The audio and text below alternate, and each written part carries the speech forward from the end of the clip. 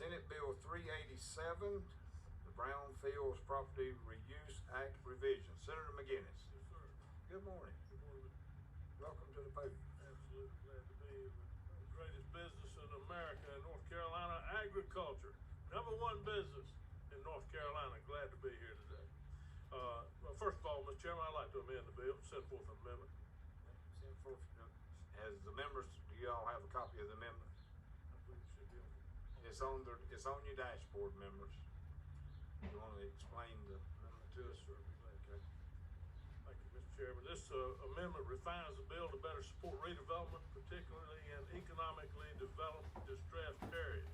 The amendment removes Section 1 of the original bill, which would have modified the timing and payment of certain fees associated with brownfield agreements, and creates a new enforcement fee for non-compliant developers. By removing Section 1, the amendment addresses the concerns that were raised and keeps the focus squarely on improving the access to the private property, to the property tax benefit, and I commend this amendment to you. Thank you, Senator McGinnis. Any questions on the amendment? Senator Grasstein. Thank you, Mr. Chair. I just want to clarify, Senator McGinnis. I'm hoping this is what I'm hearing. There was some question about whether the tax benefit was benefiting non-conforming uses or uses that were not intended. Is that what your amendment is meant to fix? I'd like to call on staff if I could, Mr. Chairman. Sure. Thank you, Mr. Chairman. Senator, the first edition of the bill had a fee that a prospective developer who was in a brownfields agreement would have to pay if they were in non-compliance with that agreement. That Section 1, including that fee, has been eliminated, and Section 2 is then rewritten to provide, among other things, that subsequent qualifying improvements made by a PD after the first round under the brownfields agreement, those qualifying improvements that were made, subsequent qualifying improvements will be eligible for a second tax exclusionary period. Thank you. Follow up? Yes, please. Sure. And so then we're not providing the tax benefit to any use that is not one of the approved uses, like a daycare or something like that. Well, they would have to be qualifying improvements, and it would have to be on a property that was previously or is under a brownfields agreement with the department. Okay. So if a daycare would probably not be cited as on a brownfields property, and if they did, I'm sure that the department would bring in action to prohibit that. Thank you. That helps. Okay. Mr. Chair. Okay. Other questions on the amendment from the committee? Seeing none, I do have a motion from Senator Sanderson to approve the amendment. A second? Senator Bergen. Any further discussion on the amendment? If not, all those in favor of the amendment, let it be known by saying aye. All opposed, like sign. Motion is passed. Senator McGinnis, you may finish explaining the bill. Thank you very much, Mr. Chairman. And I think it's important for us to understand what a brownfield is. A brownfield site is any real property that is abandoned, idled, or underutilized, where environmental contamination or perceived environmental contamination hinders development. We have these old mill sites throughout North Carolina that have been abandoned. They're in the middle of town a lot of times. They're in areas that need economic development and opportunity, and that's what this bill does, is just to kick it along, give it a little boost, and make things happen. And very specifically, the agency has raised no issues with this piece of legislation, and again, I commend it to you. Questions for the bill sponsor? Seeing none, we have a motion. Senator Settle moves that Senate Bill 387 as amended be rolled into a new committee substitute, and that committee substitute be given a favorable report, unfavorable to the original bill with a re-referral to the Senate Finance, and to authorize staff to make any necessary and technical conforming changes. Is that the motion you made, Senator Settle? Okay, thank you. Do we have a second? Have a second from Senator Meismer. Is that close enough? Okay, we're glad to have you with us here on Ag. Any discussion on the bill? If not, all those in favor of the motion, let it be known by saying aye. All opposed, like sign. Motion is passed. Thank you, Senator McGinnis. Thank you, Mr. Chairman. Thank you. Senate Bill 477, Senator The Todd Johnson. You don't have the same ring as The Danny Bria. That's true. And thank you, Mr. Chair, members. Mr. Chair, I do have an amendment if you could recognize Senator Meismer. Okay. Senator Meismer is recognized for an amendment. Mr. Chairman, send forth an amendment, and the bill sponsor will explain. Okay, we have, okay. Go ahead. Thank you, Mr. Chair, and thank you, Senator Meismer, for bringing this forward. Despite the amendment being 16 pages, it really only has two parts to it. Line 1 through 5 of page 1 corrects a statutory reference in section 3 of the bill. The rest of the amendment removes 5 specific state park properties from the State Nature and Historic Preserve at the agency's request. This process happens once every couple of years because any non-park use of state park land requires approval of 3/5 of the North Carolina General Assembly. The amendment also adds this higher level of protection for all the land purchased at state parks between May 2nd, 2024 and May 6th of 2025. We used next Tuesday as the new date because when the Council of State will be, that's when the Council of State will also be voting to approve these additions, deletions from the State Nature and Historic Preserve. The properties impacted this year are the Mayo River State Park, it's a minor deletion. Chimney Rock State Park, a minor deletion. Chimney Rock State Park, a different piece, a minor deletion. New River State Park, a minor deletion, and the Fonta Flora State Trail, a minor deletion there. Stand for any questions, but appreciate your support of the amendment. Questions on the amendment? Seeing none, I see Senator Meismer made the motion. All in favor of the amendment, let it be known by saying aye. All opposed, like sign. Motion is passed. Now for further explain the bill. Yes, sir. Is anything left in it? There's a few things. Thank you, Mr. Chair. Just to clarify for the members, this is an agency bill, so all the requests brought forward in this bill were made by DNCR. Section 1 clarifies public access to DNCR's data regarding the location of rare species and sensitive natural habitats. Section 2 allows DNCR to develop standards and rules of visitor conduct, such as like stroller size and stuff of that nature. Section 3 authorizes the renewal of 3 long-term leases with the Army Corps of Engineers, and those 3 leases are at Falls Lake, Jordan Lake, and Carr Lake. They are expiring between 2026 and 2033. Section 4 is technical and conforming changes to reflect the digitalization. Is that sound good? Digitization of some historical publications. Section 5 clarifies that the Symphony Society Incorporated is and has always been a private nonprofit that receives support from the state as opposed to being a state agency. This will not change any of the existing practices or employment statuses. Section 6 codifies an uncodified session law from 2015 requiring free school group admission to certain DNCR sites and expanding that requirement to all DNCR sites. Currently, it's just the zoo, aquarium, and state parks. We're almost finished.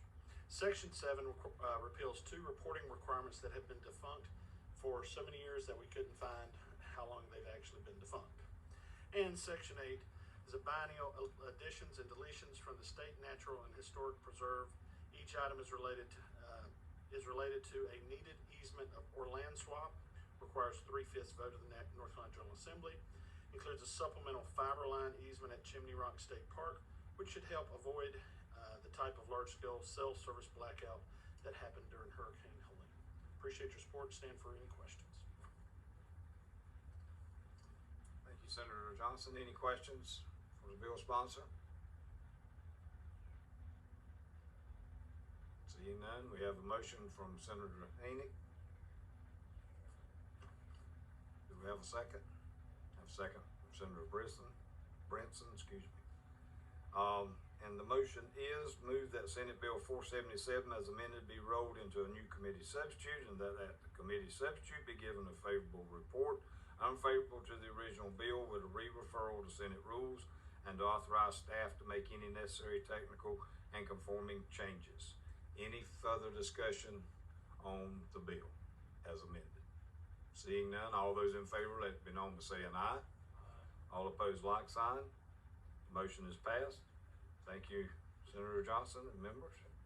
Okay, I'm gonna ask Senator Sanders if he would come and chair at this time, please.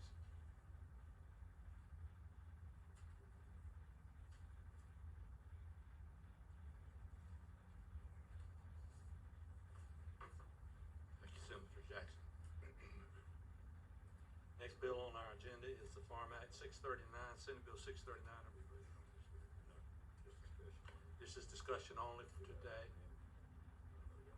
Okay, so Senator Jackson, you're recognized. We have an amendment. Who's running that? You? I am. Okay. Okay. Thank you. Thank you, Chairman Sanderson. Good morning, everyone. Well, the long-awaited Farm Act this year, so we'll see how it goes. I brought in artillery today, if y'all hadn't noticed, in the peanut gallery back there, that I brought in the commissioner, so, you know, we might have to call on him. Senator Sanderson and I have already been discussing another alternative for him down the road when we work on an amendment that might be coming up later on that he's not really crazy about, but we'll see how it goes. The Farm Act, I'll get started. Section 1 is agricultural water plan up. Wait a minute, before I get started, I want to thank Chris Saunders and his team right here. They have done an outstanding job of putting this together and changes, and I'm sure as Chris knows from previous Farm Acts, there'll be more changes coming, especially when we get it to the House and we see what they want to do with it. We'll go from there. So, Section 1, but thank y'all guys, thank you. Agricultural water plan update. This directs the Department of Agriculture to update their strategic plan for protecting agricultural water resources. It has not been updated since 2010. Section 2 is beginning a feral swine working group. It establishes a new feral swine working group modeled after the existing Beaver Dam Control Advisory Board and was agreed to by the North Carolina Farm Bureau, the North Carolina Port Council, North Carolina Department of Agriculture, and North Carolina Wildlife Resource Commission last year. Section 3 requires disclosure of voluntary agricultural districts in residential property disclosure statements. It requires disclosure of the presence of a voluntary ag district within 1/2 mile whenever property is sold for residential purposes.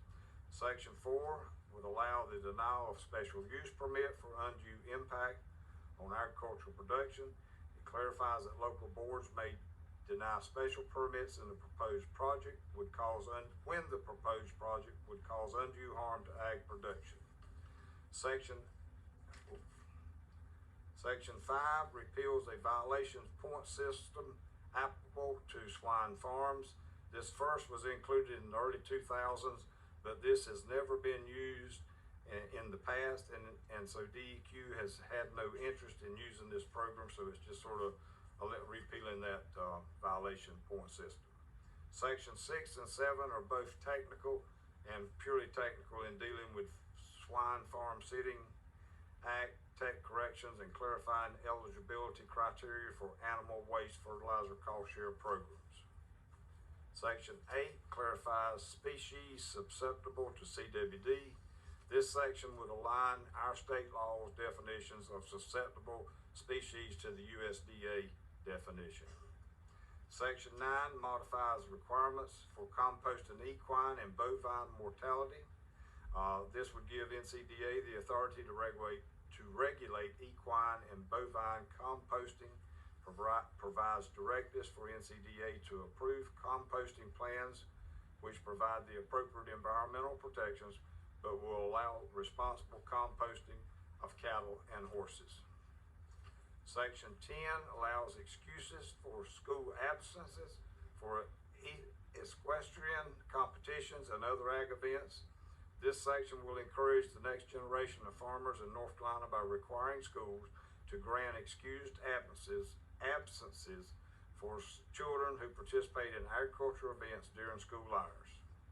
School districts must approve at least 2 minimum equestrian or other agricultural events if a student and their family make the request for an excused absence. Section 11 adds Pender and New Hanover County as high hazard burn counties. This provision would add these two counties to the list of counties designated as high hazard for the purposes of open burning of existing plant material. This designation adds some additional considerations for opening burning in these counties, such as prevailing winds, location of the fire, and minimization of soil contained in debris. Section 12 allows the pesticide board to adjust annual assessments for registered pesticides. I understand the groups have come together on this particular section, so I do have an amendment, Mr. Chairman, I would like to run at this point in time on this section 12. Okay, Senator Jackson, you have the floor to explain the amendment.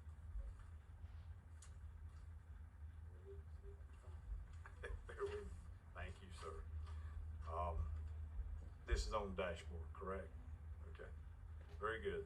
Basically, this amendment, it moves to amend the bill on page 8, line 20 by rewriting the line to read, set by the board not to exceed $125 and an additional $200.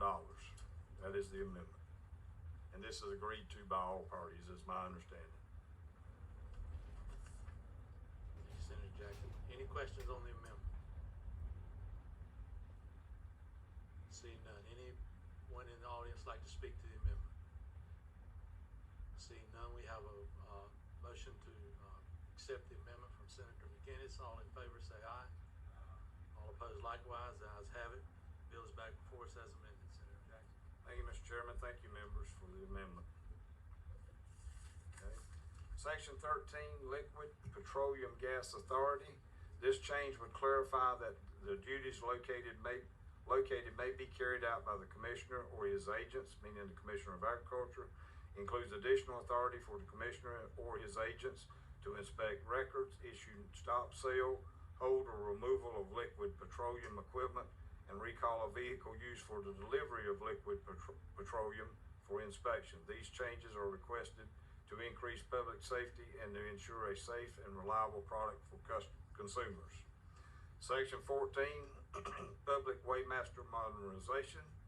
This provision makes various changes to the process of acquiring a Weightmaster's license. These changes would allow for certified weightmasters to contract with outside entities to acquire an official seal rather than through a contractor used by the department, and require additional identifying information to be included on the seal, such as the name, license number, and expiration date, and it allows for an electronic version of the seal to better align with the industry and shifts the $6 seal fee. These changes will increase efficiency in Weightmaster seal procurement to conform to industry standards and to streamline the fee collection process. Section 15 directs the Agriculture and Forestry Awareness Study Commission to study low-hanging communications line. This was previously in the 2024 Farm Act, but due to Hurricane Helene, we were not able to have a meeting, and so we're just reinstating this study on low-hanging communication lines, which sadly, I guess in the case of the Piedmont West, there's a lot of those that's been taken care of with Helene, but we'll see as we move into this study. Section 16, reduced penalty for certain sailfish aquaculture violations. It creates a penalty scale for improperly marked shellfish lease areas. A first occurrence shall result in a written warning. A second occurrence within 1 month of the written warning shall be punishable as an infraction. And a third occurrence within 1 month of the written warning shall be a Class 3 misdemeanor. This section would also create a 1 month grace period for operating under an expired aquaculture permit or shellfish lease agreement. Section 17, Department of Agriculture and Consumer Services Law Enforcement Officers Jurisdiction. It gives the North Carolina Forest Service Officers Authority an expanded enforcement authority, including enforcement of laws outside of the department's area of jurisdiction. The North Carolina Forest Service officers encounter many potential charges when investigating potential crimes. This provision would only allow these limited number of officers with the ability to charge those offenses without taking up the resources of other local law enforcement members. Section 18, increased penalty for a second or sequential offense for larceny of crops, adds an increased penalty of a Class G felony and a fine of not less than $500 for a second conviction of crop larceny. Section 19, limit liability for FERPA compliant labeling. It creates a rebuttable presumption in cases of lawsuits against pesticide manufacturers for inefficient labeling. Plaintiff could pursue damages if certain standards of proof are met. After Bayer acquired Monsanto in 2018, it inherited massive litigation involving claims that Roundup causes cancer and that Monsanto failed to properly warn users. By 2024, Bayer had faced over 140,000 claims related to Roundup alone, many of which alleged failure to warn.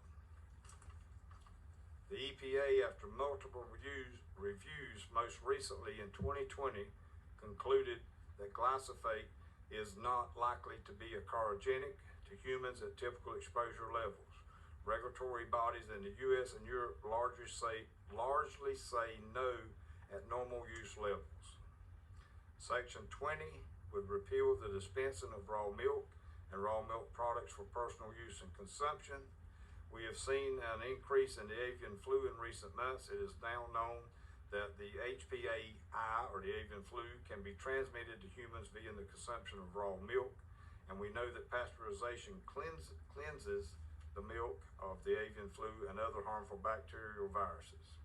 And Section 21 adds certain composting facilities to the definition of agriculture. It provides that the production, processing, storage, use, and sale of compost for agricultural, residential, or commercial purposes by a permitted small or large tract Type 1, Type 2, or Type 3 composting facility is agriculture. And members, that is all of the sections other than the very last section of it being the bill itself. So, Mr. Chairman, I'll be happy to entertain any questions at this time. Thank you, Senator Jackson. Okay, you have the amended bill before you. We'll open the floor up now for discussion from the committee. Any committee members have questions? Senator Grafstein. Thank you, Mr. Chair. Just one question, which I think is good because it's a 19-section bill. So with regard to the violation point system applicable to swine farms, the elimination of that, I understand it hasn't been put into place, and looking at the bill summary, it also looks like there is some sort of settlement agreement that requires that rules be put in place. So I was just curious if we know why DEQ hasn't done that or doesn't think it's a valuable process, I guess. Mr. Chairman, thank you, Mr. Chairman. Senator Grafstein, I have no clue why DEQ has not enforced that. I mean, we're talking 20-some, nearly 30 years it has not been used. Chris Saunders would have a better explanation. Senator Grafstein, the best information I have from the department is that there were draft rules adopted, draft rule proposed in 2022, but they were not adopted by the EMC. Okay. I think for the reasons that are in the summary. Okay. Thank you, Mr. Chair. Other questions? Seeing none, Senator Jackson, I want to commend you on this. I think this is the shortest farm bill I've ever heard presented. One of them. One of them. I want to see the measurements again. Okay. Anybody in the audience like to comment on the farm bill? Commissioner Troxler, we would love to give you a couple of minutes, please. Thank you for being with us. Thank you for doing this. We do this about every session to correct things that need to be corrected and to address issues that quite frequently come up. And there are two on there that are particularly important. The first being the law enforcement in the forestry. And I thought on the way here today, these law enforcement officers, by being at the Mountain State Fair, the State Fair, and DuPont Forest, probably come in contact with about 2.2 million people a year. So they're contacting a fourth of the size of the population of North Carolina, and especially at the fairs and DuPont Forest, things happen that they need to be able to act with full authority. So that's what this is about. In the beginning, years ago, the LEs did investigations on arson and that kind of thing, but we are now using them as full law enforcement officers, and they need that jurisdiction. Thank you, sir. The second one is probably, well, could be very controversial, and it's raw milk. And there's a reason that we have brought it up again. For years and years, we've been dispensing raw milk in North Carolina with a wink, pet food. We all know that's not what's happening, but now even cats are dying that are being fed raw milk because they are more susceptible to high-path avian influenza. And we know that high-path avian influenza live virus has been found in raw milk. Now, that doesn't mean that people drinking raw milk right now are going to get high-path avian influenza, but what it does is expose people that drink raw milk to it, and it gives this virus the opportunity to mutate. And the way this thing is mutated, the probability is sooner or later it's going to become more adapted to the human body, and that is going to be very, very problematic. So I think what's happened, we know the other pathogens that are in raw milk, Listeria being one of the worst that causes stillbirths and miscarriages, but also Salmonella, E. coli, the list goes on and on. So I would compare it, we've been playing Russian roulette with one bullet in the chamber with these other pathogens. But when you add the high-path avian influenza into the mix, I think we put 2 more bullets in that chamber. So it's more problematic now than it's ever going to be to sell raw milk and make it legal. And the other thing is, I've heard the people say, well, this benefits small farmers. And it does create a market for raw milk for small farmers, but it also creates a liability. Insurance companies are not covering the liability associated with illness from raw milk. Having had an outbreak of E. coli at the state fair back in, I think, 2005, that if we had lost the lawsuit, it was $7 million. So one outbreak from somebody, a small farmer selling raw milk, it could cost them the farm. So I think the time is now to restrict the sale of raw milk in North Carolina, and it's nothing but a public health issue and an economic issue for the small farmers that are doing it. And I do appreciate this opportunity. If there are any questions, if the chairs will allow, I will answer. Any member of the committee have a question for the commissioner? I think you're off the hook, Commissioner. Thank you. Thank you for being with us this morning. Okay, as we said, this is for discussion only today. If any member of this committee has a question on any part of the Farm Bill and they want further clarification, if you would just contact Senator Jackson or one of the primary sponsors, we will be glad to try and get answers for you. Senator Jackson, I think that'll do it. I'll turn it back over to you. Thank you, Mr. Chairman. Thank you, members, for listening to that on the Farm Act and the other bills we've done today. And there being no further business for this committee, we stand adjourned. Thank y'all. Have a great day.